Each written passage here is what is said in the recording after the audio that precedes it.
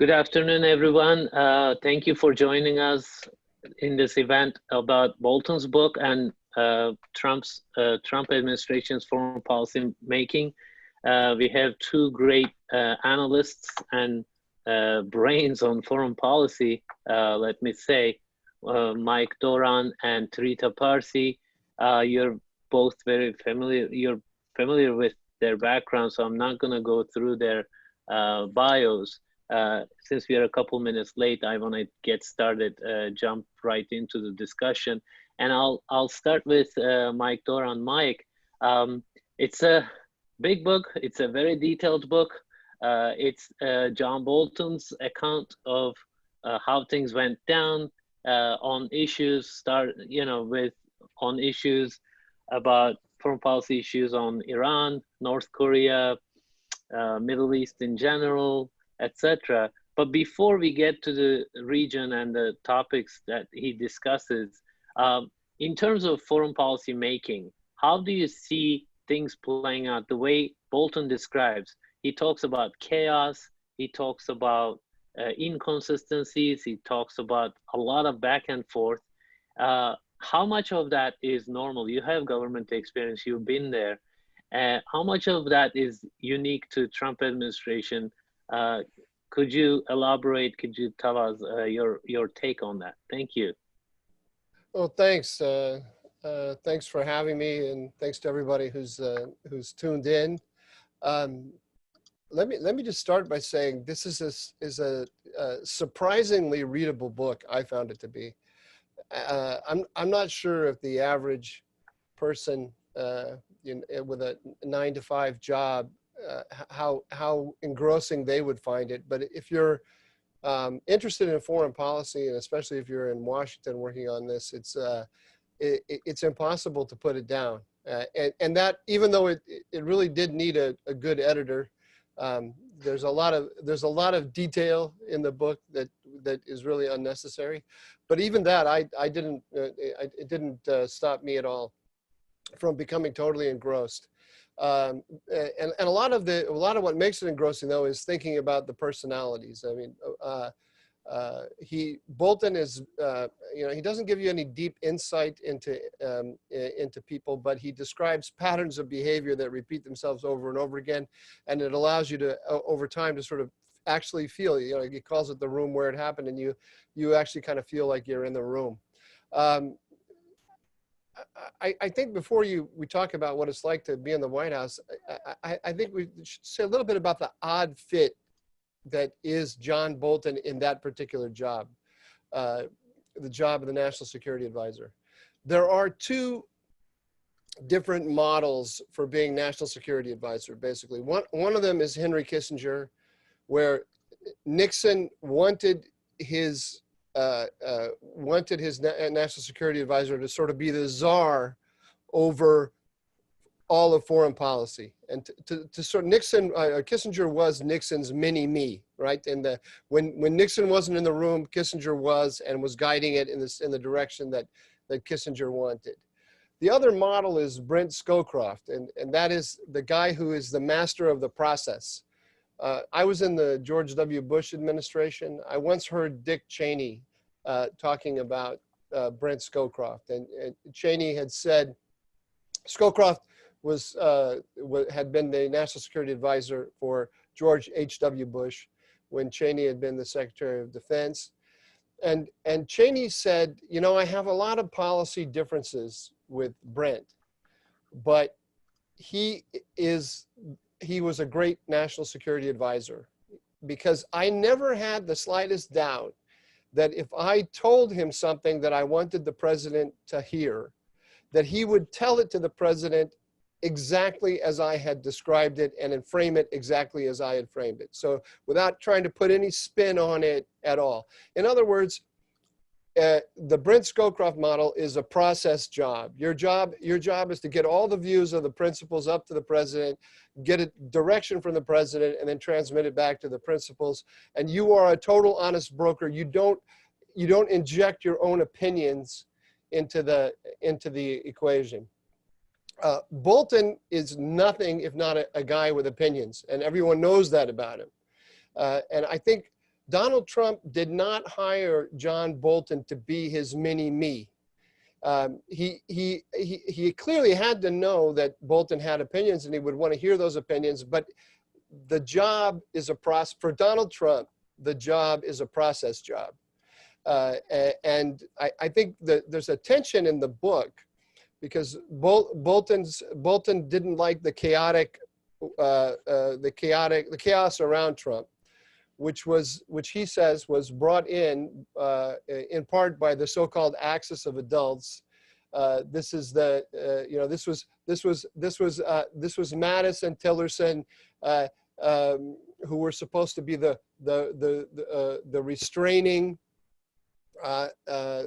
restraining influences on the chaotic Trump. They were supposed to be the adults in the room who had had the past experience. And according to Bolton, what they were doing is they were all trying to manipulate Trump, withhold information from him. Bolton gives some fantastic examples of Mattis never offering Trump the options on, for example, Syria that Trump wanted, offering up options that are going to result in getting that are going to end with getting the result that Mattis cooked ahead of time.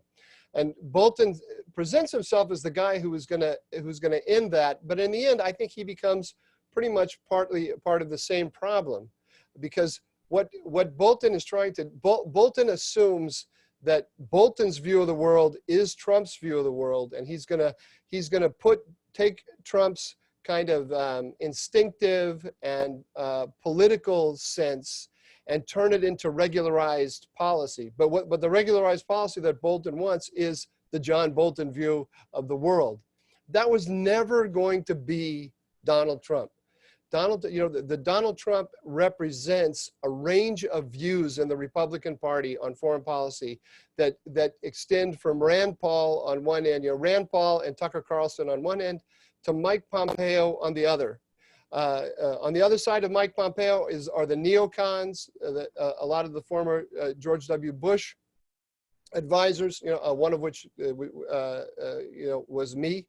I don't conclude myself as a neocon, but the kind of more muscular democracy promotion views are not part of Trump world. Trump world ends with Mike Pompeo. That's as muscular as you get. On the other end is Tucker Carlson, who cannot stand John Bolton, and Bolton was trying to eliminate that wing of thought, and Trump was never going to let him do that. And I don't think Bolton acknowledges that adequately. He presents Trump as chaotic and not doing the right thing, and Trump being an agent of chaos and inconsistency. But I really think it's that Trump understood himself to represent that range, wanted that full range of options, wanted a full range of policy options that reflected that political range, and Bolton wasn't giving it to him. That's the story that I read in that book. Thank you, Mike. In kind of support of what you just said, maybe another question on that. He says, the axis of adults they didn't bring order and they didn't follow what Trump wanted. But then, like you said, when he does talk about North Korea, when he talks about Syria, in Syria, he wants to make Iran the centerpiece, whereas Trump just wants out. On North Korea, Trump just wants a deal, but Bolton says we can't just pull out, etc. So as he goes along, he kind of becomes part of that axis of adults in many ways. Would you agree with that? I totally agree. I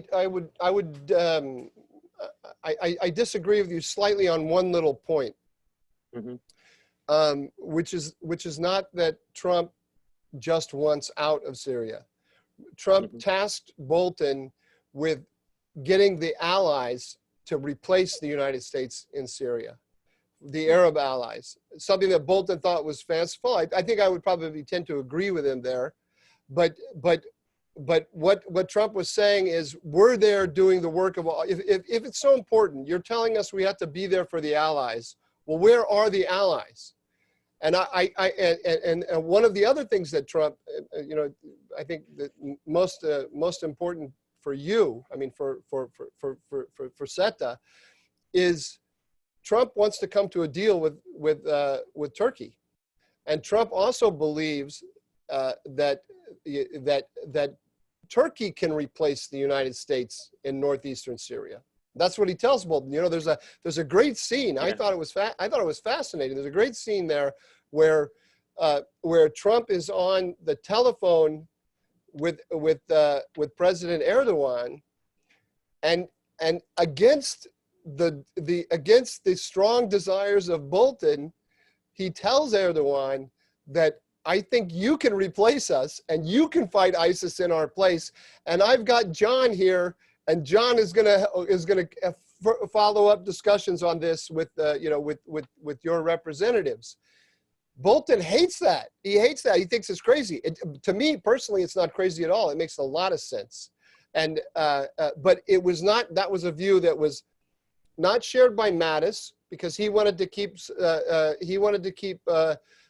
supporting the YPG, and it was not, and it didn't make sense to Bolton because he wanted to fight Iran directly with American forces. But this is what the president wanted, and he is in charge constitutionally for foreign policy, and he was elected on this. And that's another thing. Bolton every now and then throws out, Trump just wanted this because he promised it in the campaign. That's how our system works. And Bolton, he couldn't make his peace with that. Thank you, Mike. I was simplifying because, Trump, at that moment, 2018, when he announces he wants out, that's what basically his focus is. And for domestic policy, he needs to say, I'm out of Syria. Like you said, and Turkey's suggestion that it could replace the US in fighting ISIS was very critical in decision. So before keeping Trita waiting much longer, I want to turn to Trita. Trita, you can... I think, pardon me for interrupting. I think we should keep Trita waiting a lot longer. Let's do that. You would like that, huh, Michael? He's usually very concise and to the point. So, Trita, what's your take on what Mike has said already? Trump, Bolton dynamic, but Bolton's space in this foreign policy making mechanism under Trump administration. And then you can move on to that discussion we just started already on Syria, right? On Syria, Bolton's focus is to confront Iran, and somehow he has this attitude that he has this kind of approach that he assumes most of the reasonable people would share that. Please go ahead. Thank you. Thank you, Kadir, and thank you, Michael, and to the audience. Always glad to be on panel discussion at SETA. I think I largely would agree with much of what Michael said. I think perhaps there is a bit of a charitable interpretation of Bolton there. I would see it as that some of the so-called axis of adults saw Trump as a challenge, and they saw themselves as responsible for coming in and making sure that Trump didn't rock the boat too much. In some ways, I'm sympathetic to that, mindful of how Trump has, in large parts, destroyed much of the process. In some parts, I'm unsympathetic to that because it would also mean to just keep a bunch of conventional policies in place without new thinking. Not that Trump necessarily is bringing in a lot of well thought through thinking. But I think Bolton is in a way different, because I think he and a few others saw Trump as an opportunity. Here is someone who actually doesn't fully understand foreign policy, has some vague ideas and made some promises in this and that direction during the campaign. But this is someone who is not really having the type of attention span that is necessary to see policy through. So it gives the advisors a tremendous amount of leeway, whether Trump wanted Bolton to be a Scowcroft or not. By the nature of Trump's lack of attention, Bolton becomes much more of an influential person. And I think that is precisely part of the reason why Bolton did not end up becoming one of the never Trumpers. He saw this as an opportunity to go in and really push hard for the policies that he liked.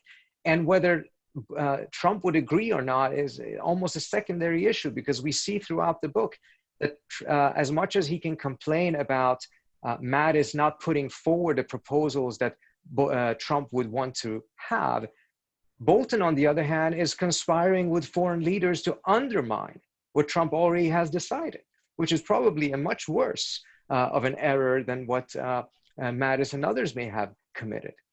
So I see, the way I read Bolton is that he saw it as a once-in-a-lifetime opportunity to go in, manipulate a president that is not particularly experienced, doesn't understand policy, has never been in government, doesn't understand foreign policy, and get him to do things that most presidents probably would push back really hard on, including the ones that Bolton has served in the past.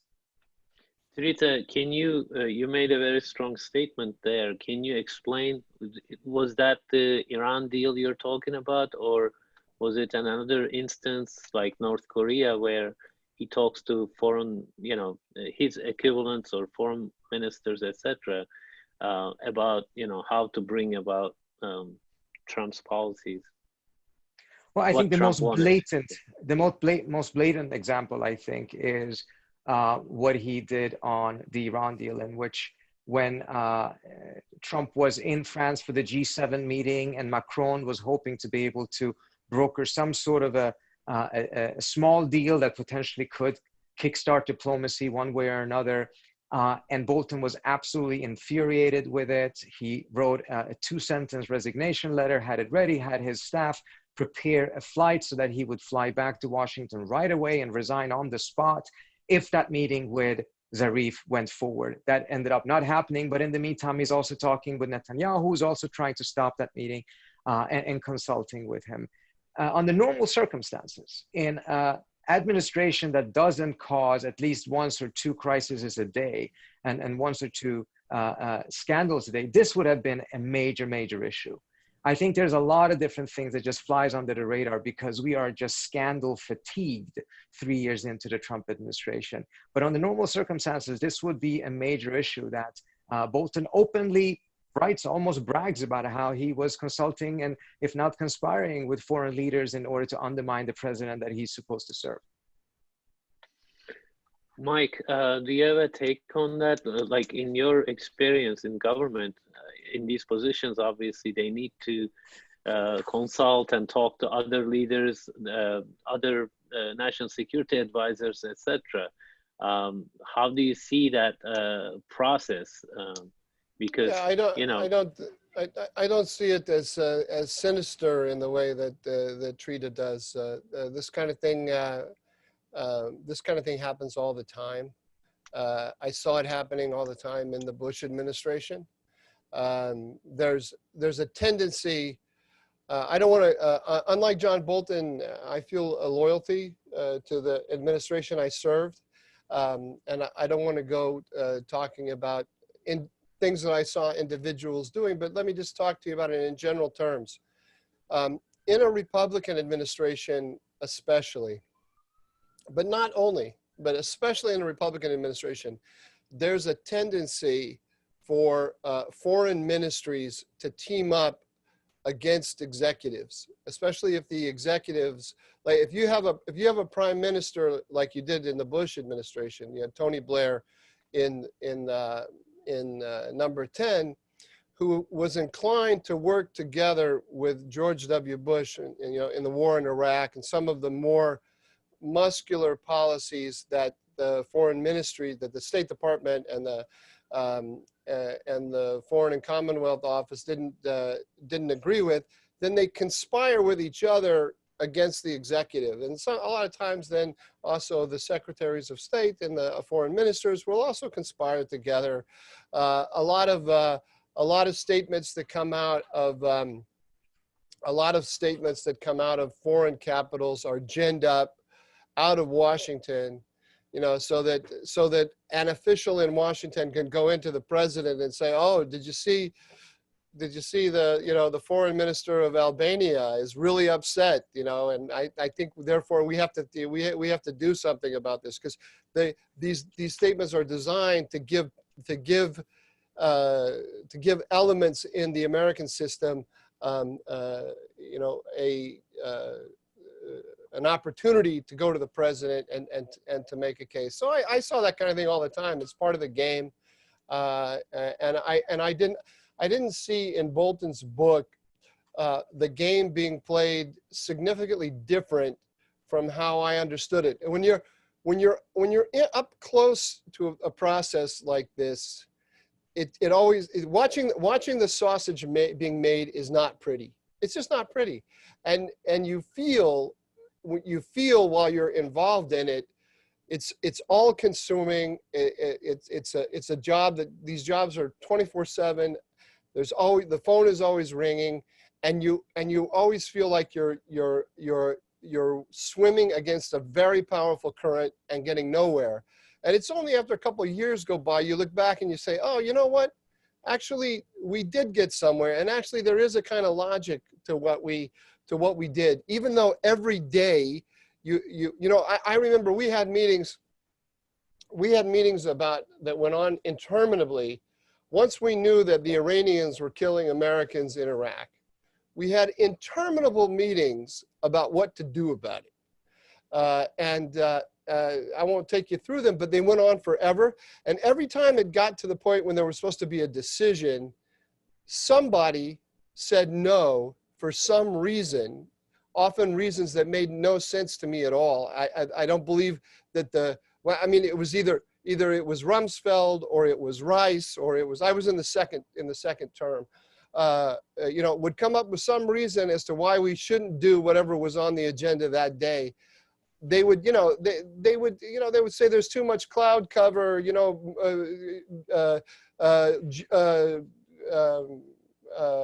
Jupiter isn't aligned with Mars. All kinds of reasons. I don't know why they actually said no over and over. Finally, we got down to business there, which was good. But I remember being particularly frustrated with that process and wondering how anything ever got done in the U.S. government and why these guys weren't being open about what they thought. I think there's a difference there, though, Michael. If I so could one more statement. What is different here is I don't think that Trump himself ever shares his real feelings about anything. He's always, the guy that we see in public is the guy that his top advisors are saying, because he doesn't trust any of them, and for very good reason. Teresa? I think there's a difference, though, Michael, because the example that you're given, and I think we could add other examples of how Colin Powell and the British foreign minister at the time were in conversations with each other. These are all pre-decision. As you mentioned yourself, as it's about to make a decision, other things come up. Here you have a case in which the president is on foreign soil. He's already made his decision. He's already requested this from the French. And he's actually, in the characterization of some folks that I talked to, almost was begging for it.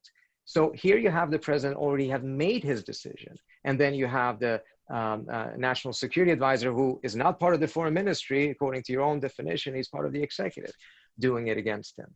But I think the larger picture there is that, there is this rather unhealthy, and I would say rather dangerous obsession that Bolton has with Iran. And, Iran is a challenge in many different ways. It's caused problems and vice versa from their perspective. But there is something quite odd when a national security advisor writes a book about his, 15 months of time in the White House, and he has 753 mentions of Iran, about 361 of China, 400 something of North Korea, 22 of pandemics, and 0 of climate change. That is not proportionate. That is clearly a sign of something being wrong, some sort of an obsession that frankly is dangerous to the United States, because it means that our focus is on something that is a challenge, but is not an existential threat, at the expense of the real threats that the United States is faced with. And I don't think there's any doubt that the threat of pandemics was clearly underestimated or ignored. And I think the threat of climate change continues to be systematically underestimated. I can assure you that the next national security advisor, whoever that may be, I would be extremely doubtful that if he or she were to write a book, that book would have more mentions of Iran than it would of pandemics, of COVID, or of climate change. And that is a dangerous obsession that is slipping through. And I think the case in which he is willing to go and resign on the spot, he even has his plane prepared for him to go back to Washington and make a spectacle of it, is quite different from his feelings towards North Korea. I mean, he's clearly not been a fan of North Korea or diplomacy with North Korea or the ability to actually come to a deal. There's plenty of literature that shows what he did during the Bush years in which he was undermining that process. But when it came to North Korea, not only did he go along with it, he even shook Kim's hand and let that one go. But on Iran, there seems to be an obsession of a completely different magnitude. Perhaps, Mike, let me give another example. We talked about it a bit on Syria as well, right? Trump made a decision. He announced the decision. And after the decision, he's supposed to, negotiate with Turkey how to do it, orderly withdrawal. And he talks about Pompeo, James Jeffrey, etc. But on his way to Turkey, he goes to Israel. He makes a statement there.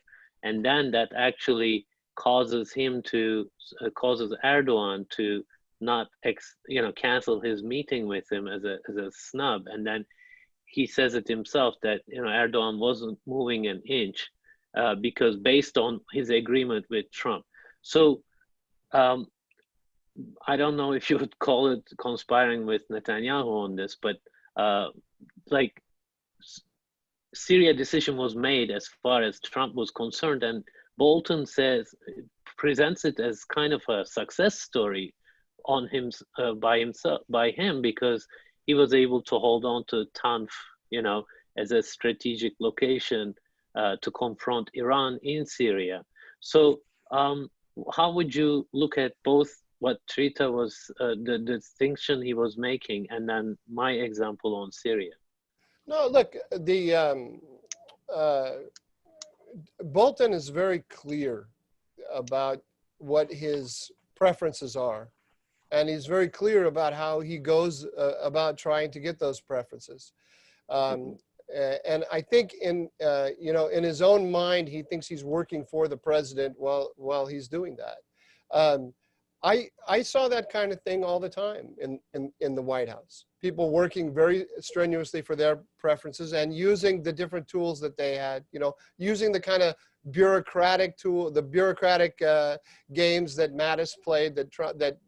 I have no doubt that we can trust John Bolton when he describes the way that Mattis operated. Basically Mattis treated the Defense Department as a kind of franchise of the U.S. government, and he would report back to Trump once a quarter on what the franchise was doing. It didn't really feel compelled to translate the president's will into policy or to make a big effort to do that, in a regular fashion. I think for the National Security Advisor, that's very frustrating. I think it was frustrating for Bolton as well that Trump often himself didn't follow through with decisions that he made, and so Bolton engaged in a certain amount of freelancing, and you're describing some freelancing there for sure. I don't think it's the best way to behave in the job of the National Security Advisor, but this is not. There's nothing criminal about it. There's nothing particularly sinister about it. It's just it's just part and parcel of the way that Trump has structured things. He has these advisors underneath him who are always jockeying for a position and moving in different directions. Apparently Trump likes that. I don't think it's the ideal way to run an administration. I don't even think it serves Trump's interests the best. But it's not, if you go back and look at Franklin Delano Roosevelt, and you look at how he treated all of his top advisors, they didn't know anything. He kept them totally out of the loop. He kept them at arm's length all the time. There's nothing happening in the Trump administration in this regard that I think is cause that justifies the kind of language that Trita was using before about, scandal every day. The press is making this out to be a scandal every day. Part of the problem is that there are leaks coming. Trump cannot trust anyone. He cannot trust his senior advisors, and he can't trust the staff in the White House. And that's unfortunate. That is, to me, the most unfortunate thing. That's a scandal, Michael. Is that there's nobody that he can actually sit and he can tell them what he really thinks and be sure that it's not going to make it out to the New York Times or the Washington Post the next day. So, look, I don't doubt what Michael is saying when it comes to that Trump doesn't trust them and cannot trust them. But it is, at the end of the day, one of the key functions of the president. One of the key things he has to deliver is to put together a team that he has some degree of trust and confidence in. And he has consistently put people there that he either at the time didn't trust or afterwards said that he didn't trust. And we cannot expect decent and sustainable policy to come out of that type of chaos. Now, again, it's not to defend Bolton, nor is it to necessarily say that the bureaucratic games that are played in certain departments is the same thing as the national security advisor acting completely in contradiction with what the president wants, but in his mind, he thinks that he's serving the president.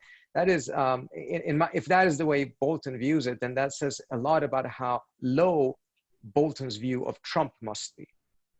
And again, it is the job of the president himself to put together a team that actually can actualize his vision rather than distrusting them and believing, perhaps correctly, that they're there to undermine his vision. Well, if that's the case, why did he hire them?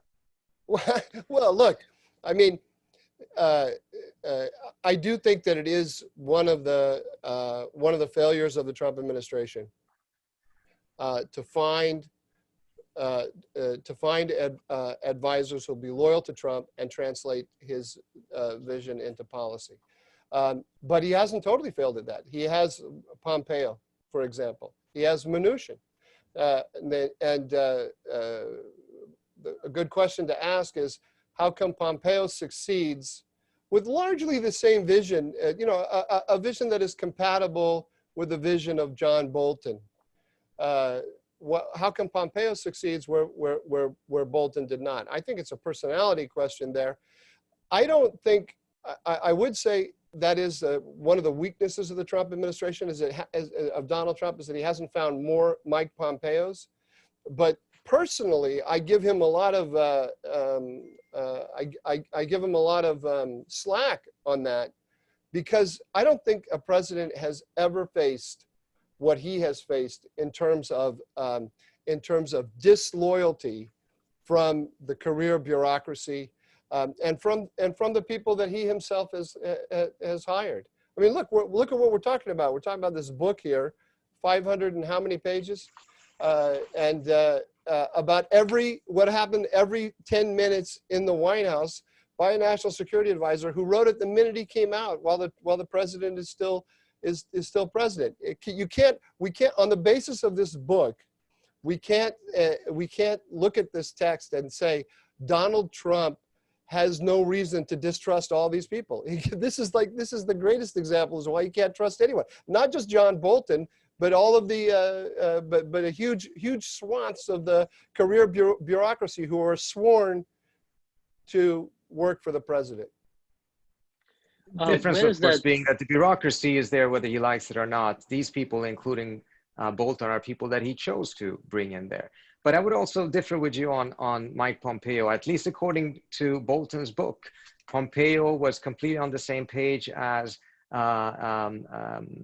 Bolton when he came to the meeting at the G7 and was ready, and he told Bolton that he would resign too if Bolton resigned. Now, of course, the meeting didn't take place. So I'm not at all convinced that Pompeo is working to actualize Trump's vision. I think he's just, as you pointed out, a different personality and a little bit more effective in pursuing his own agenda without coming into the crosshairs of Trump. But one of the consequences, let me just do no evidence one that small he's point. at odds with the president. Hold on, one small point, Michael, is that, what is the signal this is sending to the rest of the world? I mean, we have a scenario in which, for instance, when it comes to part of the reason why Tehran didn't jump on the idea of negotiating with Trump, even though I'm sure many of them thought that they probably could get a better deal from Trump than they could from the Obama administration, is because the Iranians had spoken to the Russians and to the North Koreans, who had complained to them and said, you actually can deal with Trump. Trump wants to make a deal, but the minute it comes into the hands of Pompeo and Bolton, they keep on undermining it, and as a result, nothing gets delivered. So Trump's promises ends up not getting delivered, and as a result, these countries don't deliver on their promises either, and nothing happens. That is actual sabotage of what the president wants to do, and it creates a major problem for the United States when foreign leaders feel that the National Security Advisor and the Secretary of State of the United States does not speak for the President of the United States. I don't agree with that at all. One of the interesting things that you can see in this is that while Trump does not give guidance to his national security team in the way that we're accustomed to from recent presidents, there are certain lines that he adheres to with consistency. He's inconsistent in his expressions, his day-to-day expressions of his desires, but there's real consistency. You can see it very clearly on Turkey. It's very obvious when you read Bolton's account that Trump wanted Pastor Brunson released. And that was his number one, that was Trump's number one priority. He expressed that he didn't explain his thinking to Bolton about it, but the signals he gave day to day showed that that's what he wanted. He was ready to destroy the Turkish economy over that issue. Once Erdogan orchestrated the release of Pastor Brunson, Erdogan went back to being a friend in Trump's in Trump's expressions. There's a logic to that. There's a logic to Trump's understanding. He hasn't expressed it in traditional policy terms, but it makes a lot of sense. Same thing with regard to his attitude about Turkish power in Syria. But there's also a consistency on Iran. Donald Trump wants to contain Iran aggressively. He doesn't want to put large numbers of U.S. troops at risk in that process. But he wants to, and what he's demanding of his team over and over again is aggressive containment of Iran without putting troops at risk, and in a way that will allow me to fulfill my promises, my campaign promise to get out of Syria, for example. I think that Trump is not being manipulated. I don't think he doesn't. I don't think he's guilty of not understanding what's going on. He understands very well that these guys are trying to not do what he's asking. He opens himself up to criticism because he expresses his desires in an unconventional way. But I think when you see it over time, it's very clear. Just to add to that, Mike, perhaps on North Korea as well, he wanted to be the guy who ended the nuclear issue with North Korea once and for all. But in every instance like that, he expresses these goals. The national security team recommends ways of doing it, right? They don't want to easily give a meeting to Kim Jong-un, but Trump doesn't care about that. There's a lot of blowback from Syria decision at home, domestically, right? Then Bolton says, wait until you see, if you do that with Afghanistan, see it's going to be much worse. So there are, in different ways, all these characters in the national security team, they understand, I think, his goals, but when it comes to implementation, they have all these reservations, and we can't do it this way, we can't do it that way, which ends up basically the goal not being realized in many ways, in support of what you just said. But I want to ask you very briefly, both of you, where is this distrust initially coming from? Is that being an outsider? Because Obama was an outsider by so many measures. Why is this distrust, deep mistrust of the bureaucracy and foreign policy team is coming from. You want to go first, Michael? Yeah, sure. Trump is something that we haven't seen in a long time in the United States, and that is he doesn't really come from one of the major parties. You know, when he campaigned in the primaries in 2016, he campaigned against a lot of the dogmas of the Republican Party, and the Republican establishment was opposed to him. And of course, you know, there were all these never Trump letters by all the foreign policy experts from the Republican side. I think I am the only person in the who served in the George W. Bush White House who signed a pro-Trump letter before the election. Everyone else signed, they either didn't sign but showed sympathy for, or signed these never Trump letters saying that Donald Trump was a unique threat to the Republic. And that was a huge mistake, I think, on multiple levels. But one of the problems with it is it denied Donald Trump a team of experts who could help him translate his vision. Now, part of the problem is they're hostile to the vision. They're hostile to the vision, and many of them still to this day do not understand it. Donald Trump is a representative of a strain of American thinking about foreign policy that is not represented among the foreign policy experts. My colleague at Hudson, Walter Russell Mead, calls it Jacksonianism. I think that's a very good description of what it is. The foreign policy elite does not like Jacksonian attitudes, and they are. It's true of the career bureaucracy. It's true of the Republican foreign policy establishment. And of course, there are lots of other things like Trump's attitudes on trade that go against the dogmas of the Republican Party in recent years. So he is not just an outsider in the sense that he hasn't held public office and hasn't spent a lot of time in Washington. He's an ideological outsider. And the allies don't like, the European allies, they also don't like that worldview.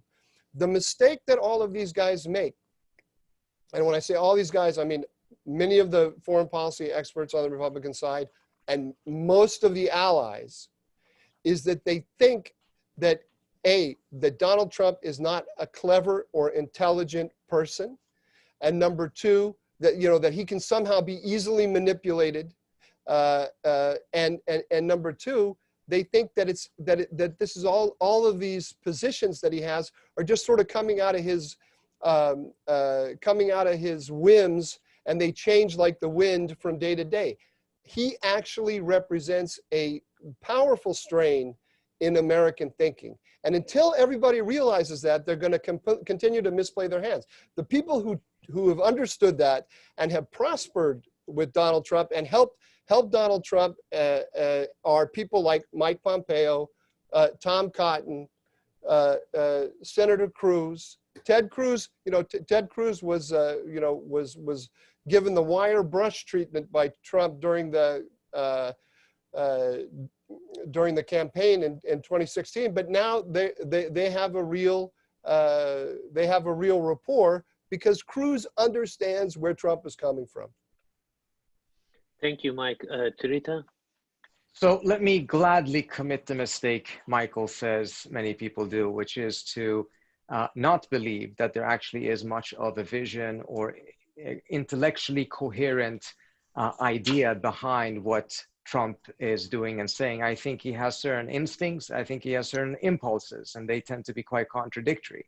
I don't think that he represents the strain that Michael is putting forward, but he was one of the few who articulated it or was willing to embrace it in the 2016 elections. And for instance, strongly move against and criticize the Iraq War. And people thought that by criticizing the Iraq War and going against the Bush family, that would be the death knell. Instead, it ended up being actually one of the things that led to his victory in the 2016 primaries, and even later on brought him a lot of attraction from people who were absolutely dead tired of America's endless wars that had been raging on for quite some time and continue to rage on. But when it comes to whether that is actually his vision, if that is the case, he should have put people in office, particularly in his inner circle, that share that vision. He should have been pursuing policies that reflected at least parts of that vision rather than what we see right now, which is a completely incoherent picture when it comes to foreign policy. You really have to look at it with a tremendously generous perspective to be able to see a pattern that would amount to any form of a coherent worldview. In fact, going back to Syria, what Trump himself said at one of the press conferences, I think it was when he was with the Latvian and Estonian prime ministers, he talked about Syria and he talked about the need to get out of Syria. And he said a lot of countries are paying attention to our decision. We shouldn't be there. We wasted all our time. The sand is not worth fighting for. But then he goes on to say a lot of countries are looking at our decisions. I know the Saudis are. Well, if they want us to stay, perhaps they should pay. That is not coherent with the idea of the United States actually pursuing a much more restrained military posture and a foreign policy that is not based on dominating every corner of the world and getting itself involved into all of these endless wars. Rather, it's much more coherent, compatible with the view of looking at the US military and wondering, why isn't the US military making a profit? How can we turn it into a profit-making machine and essentially rent it out to whoever wants to use it? This means that there's no conception whatsoever of what the US's national interest is, because the decision as to whether to stay or leave is depending on the depth of the pocket of the Saudi crown prince rather than what a robust assessment of what the actual interest of the United States is. So to be able to give him the benefit of the doubt and say that there's a coherent worldview and that he represents a strain, I think we would not have seen episodes like that or statements of that kind or the conduct that is much more compatible with that statement than with the promises that he made during the campaign. I want to move on to questions, but I think you guys thoroughly answered this one question about Trump's vision. It says maybe the reason that Mr. Trump doesn't make his foreign policy views known to his national security staff is because he doesn't really have any views to express. Trump translating his vision into reality, question mark. Mr. Pompeo's vision is not a reflection of Trump's thinking, it's an expression of Pompeo's thinking. So I guess this question we just addressed is quite pertinent when, Bolton says, the problem was the axis of adults did not commit to what Trump wanted to do, but I did. But then as you read along, you see him becoming, in many ways, part of that axis of adults, trying to course correct constantly, I guess. Even if Trump had certain clear things he wanted to do, still he ended up wanting to course correct constantly. So from that discussion, there's another question I want to address here. Both of you, it's addressed to both of you. Obviously, Bolton's biased view of his own and his political group's agenda was not applicable to President Trump's administration. Although Bolton is out of the White House, his backers are still pushing for his agenda. If Biden wins, there's a strong possibility of executing foreign strategy similar to Bolton's agenda.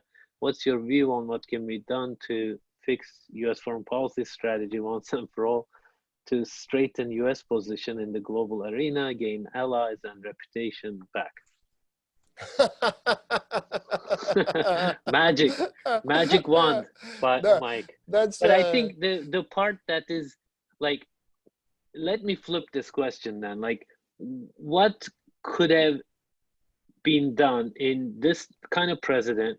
You guys disagree. Okay, he does have a coherent vision or he doesn't. Let's get past that. He's in power, and then there are all these mixed signals, let's say, at the very least.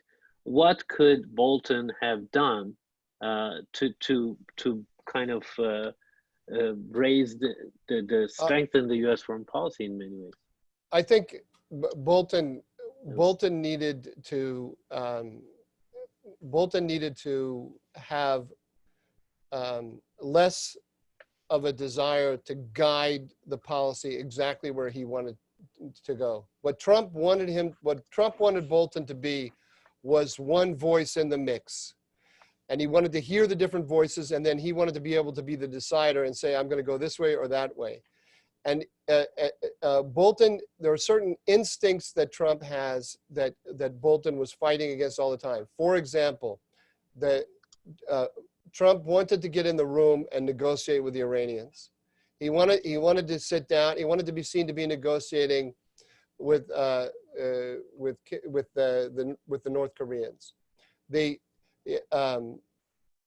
Bolton's fighting against this all the time. These were dumb fights. They were dumb fights because Trump regards it as part of his brand to be a negotiator. That is the Trump brand. This is the guy who wrote The Art of the Deal. And Bolton it's not just actually, sorry to interrupt, but Bolton actually makes fun of Mnuchin because Mnuchin keeps coming up with these deals when there is no deal. But like you said, Mnuchin survived probably because of that, right? He always has a deal to present.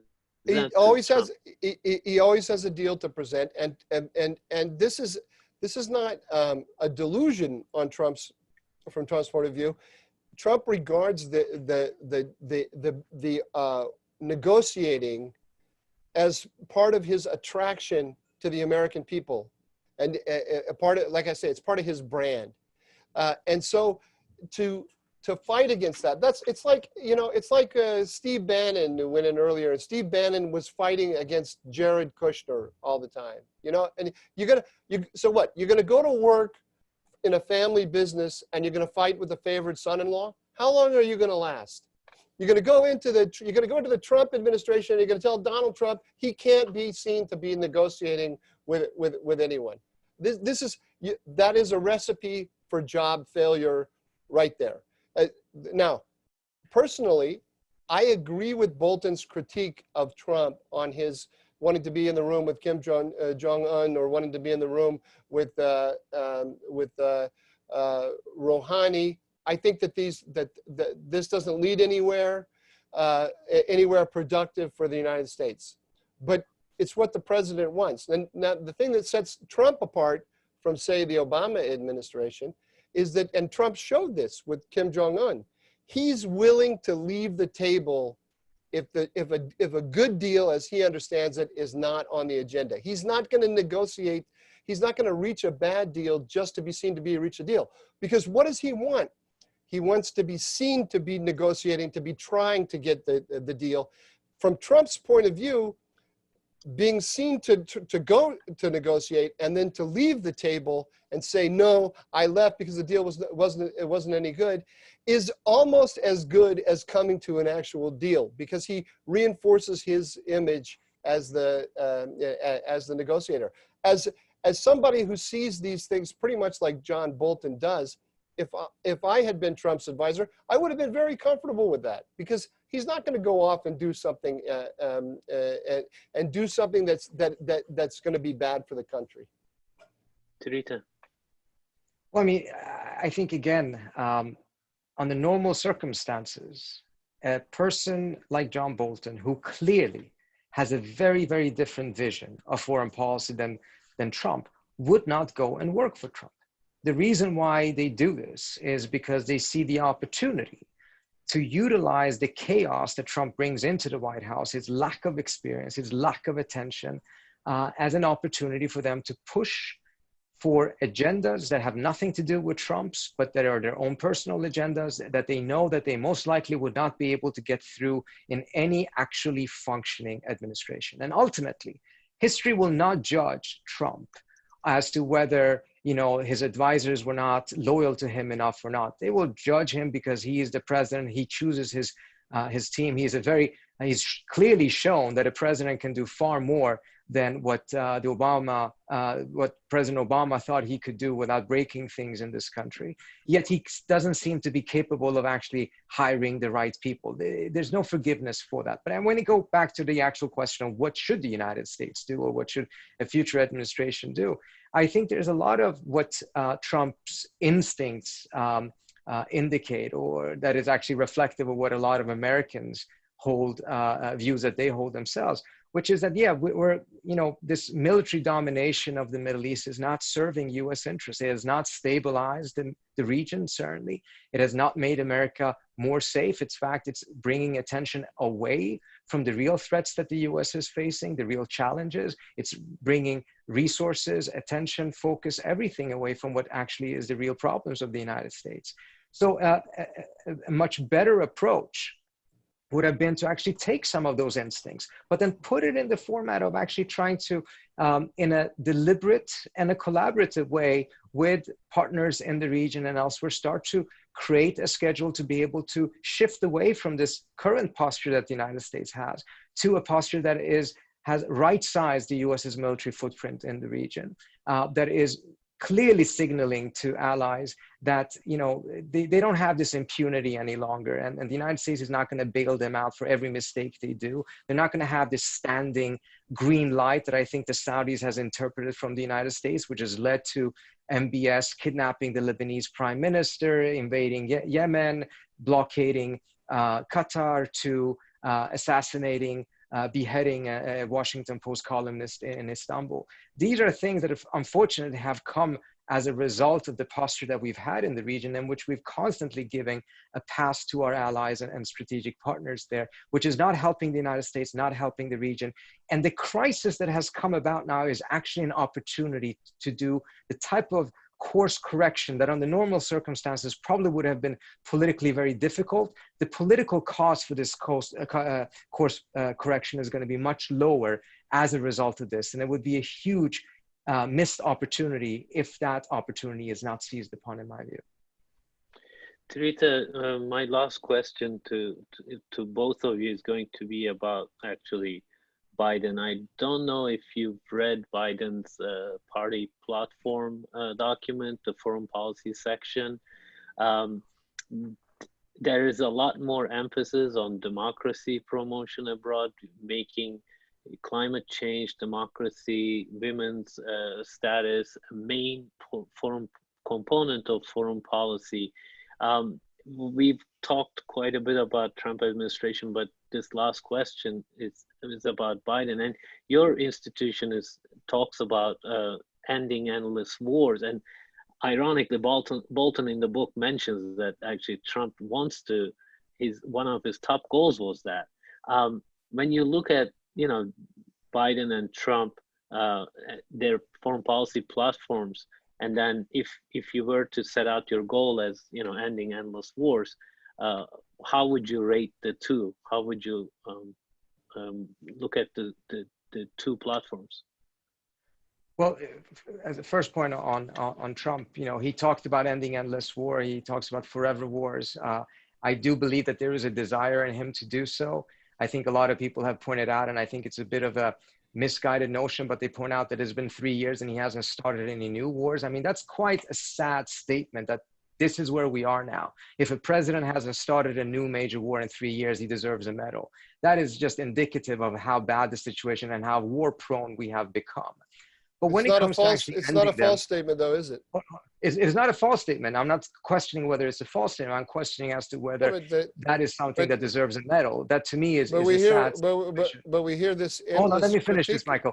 But when it comes to the idea of ending those wars, why bring in a person that has been one of the strongest and most vocal proponents of starting new wars, such as John Bolton, into the White House and then complain that he couldn't trust him? When in the very first conversation they had about this, he asked John, promise not to start any new wars. Why would you need to say that to the person you're bringing in to be your national security advisor if your true objective and dedication is to end the endless wars? If that is what you really want, then you should act accordingly, which means hire people that share your vision rather than people that you cannot trust and then you correctly suspect are going to be undermining your vision. Well, there's a passage, Mike, that he says we are both bad cops, bad cop, good cop thing. In Trump's mind, I think that had a lot to do with, why he brought Bolton, but go ahead. I give him enormous credit for hiring John Bolton. I think it was, I think Bolton's failure in the job, if we can call it a failure, I think Bolton has a lot of successes. All the things that Trita hates most about the Trump foreign policy, are partially, I think John Bolton can say that he had a hand in making them happen. They're the things that I like best. I think it is the job of the United States in the Middle East to crush the Iranians. And so the more that happens, the better.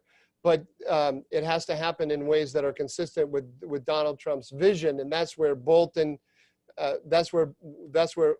what Bolton couldn't handle in the end.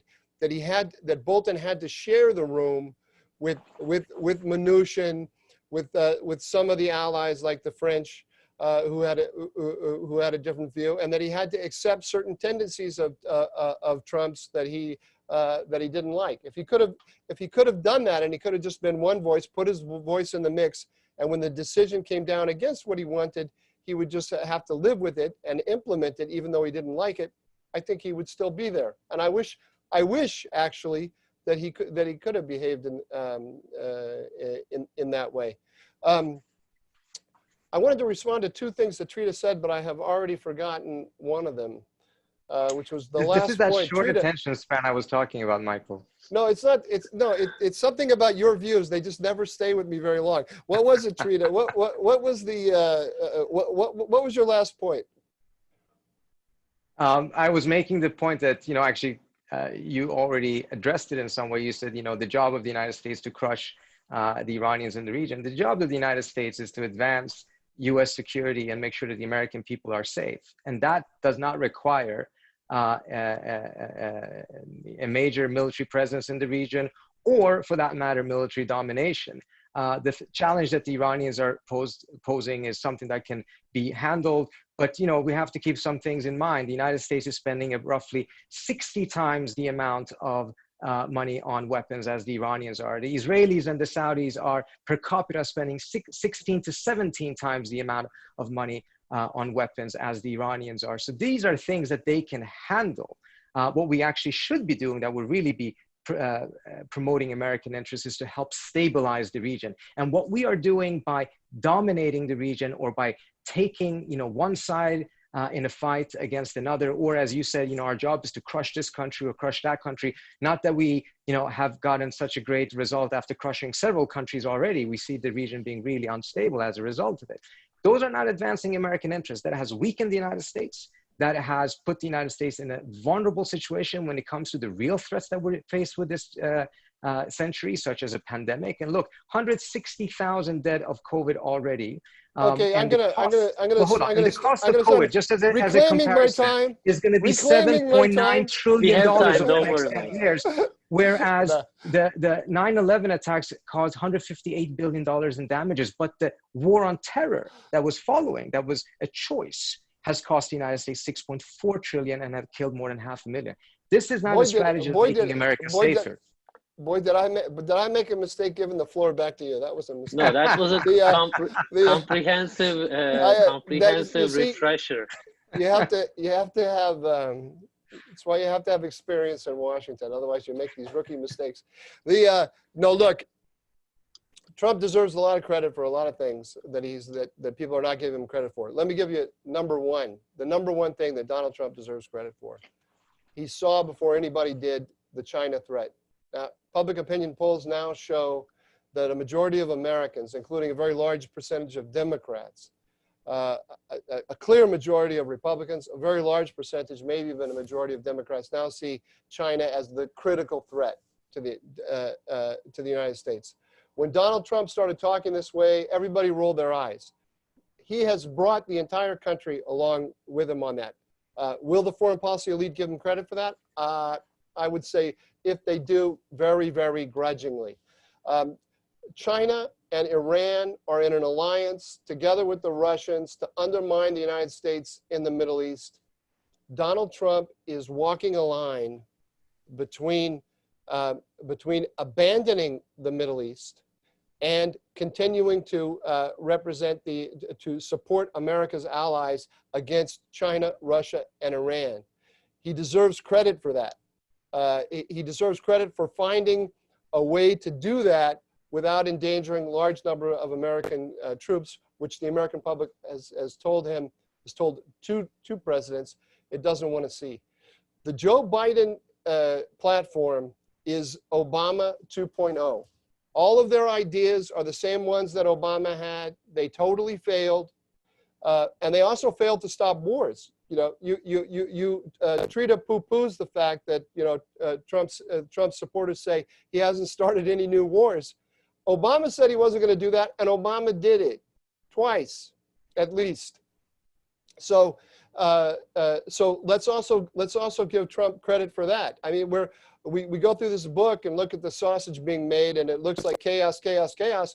But the end result looks pretty good to me. Let's just put it this way. I'm not going to stand up here and say it's the greatest it could possibly be, but I will take the worst day of the Donald Trump administration over the best day of the Barack Obama administration anytime, right? And what we're going to get with Biden is a repeat of Obama. They have learned nothing. They have no new ideas, and they're going to go back through all of these failed endeavors of reaching out to the Iranians, reaching out to the Russians, and it's going to take us nowhere. It's going to cause more chaos, more conflict, and more people are going to die as a result. After I said last question, two more popped up, but I'll take one only. The current National Security Advisor, how does he compare to Bolton? Well, he's playing the role that I think the Donald Trump National Security Advisor has to play, which is to be the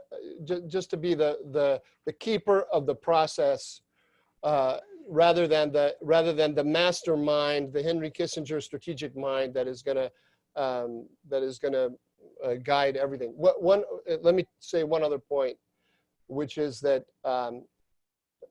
relevant to your organization, which is that Donald Trump is also, I give him enormous credit for this.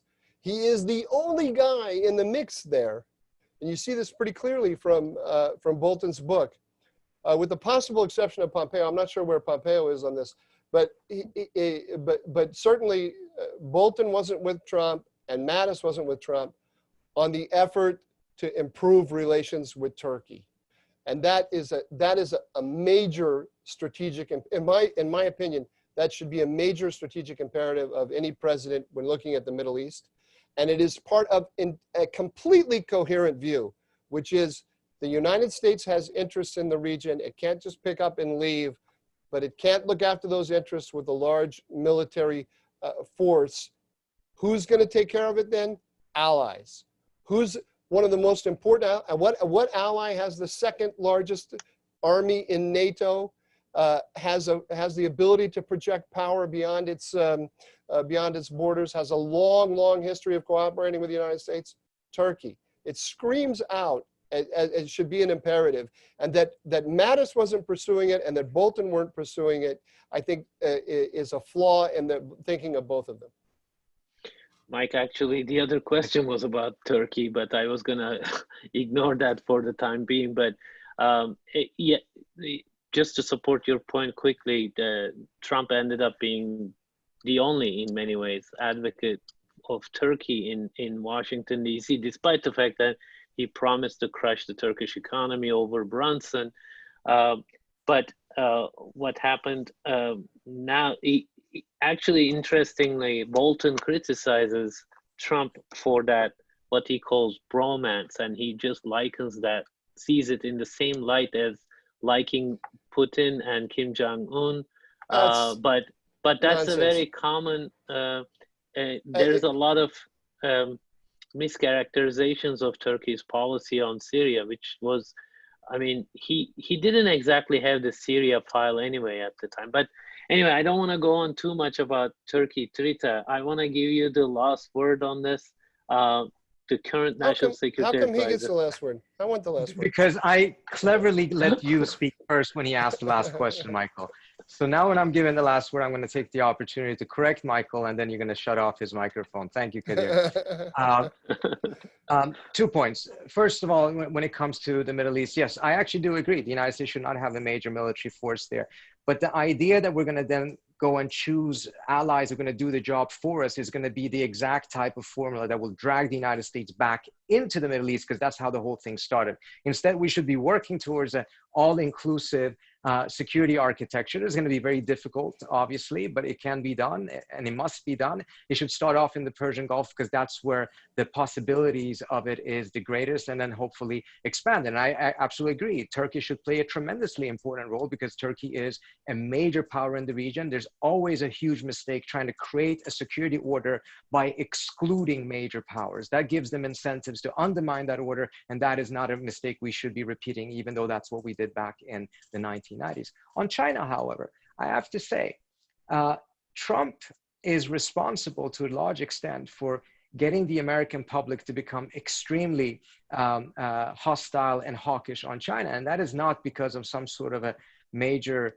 geopolitical analysis that he put forward, but rather some bigotry, calling the COVID virus, Wuhan virus, and using, I mean, actually, you can take a look at the polls and see what the polls were on China prior to that, and prior to him for about a month and a half using that type of rhetoric. But here's the big thing here. If there is a competition with China, and in many ways there can be, and there probably will be, the real competition is that as of today, according to Forbes magazine, for the first time ever, China has now more companies in the Forbes 500 list than the United States does. China has now 124 and the United States has 121. Back in 1990, China had 0. The Chinese are making major headway in those areas, while the United States is spending way too much money on the military and getting involved in too many military fights, most of them that actually have no relevance to US national interests. So what Michael is proposing is just a different formulation of the same policy of the past that gets us involved in endless wars and then gets us in a much weaker position vis-a-vis China in the areas that actually are really important. And also, by going in this uber hawkish direction, we're actually undermining our ability to collaborate where we absolutely have an existential necessity of collaborating, such as when it comes to climate change and pandemics, where we actually are in the same boat and we need to be able to have a degree of collaboration. All of that is being shut down by this uber hawkishness, this thoughtless rush towards a Cold War. So I absolutely hope that no one in Washington gives Trump credit for it, but rather gives him part of the blame for it, although he's not alone to be blamed for. With that, thank you so much. And Michael, you cannot respond. Mike, I promise. Gag me with a spoon.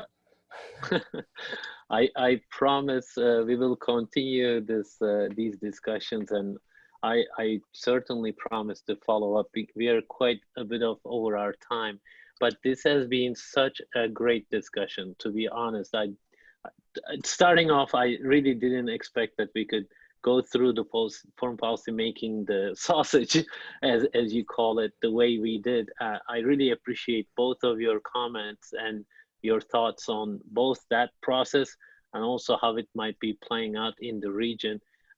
We will certainly continue this conversation in our future events. Thank you so much for joining us. I appreciate it. Thank you so much, Kadir. Thank you, Michael. Thank you, Trita. Thank you. Talk to you soon. Bye. Bye.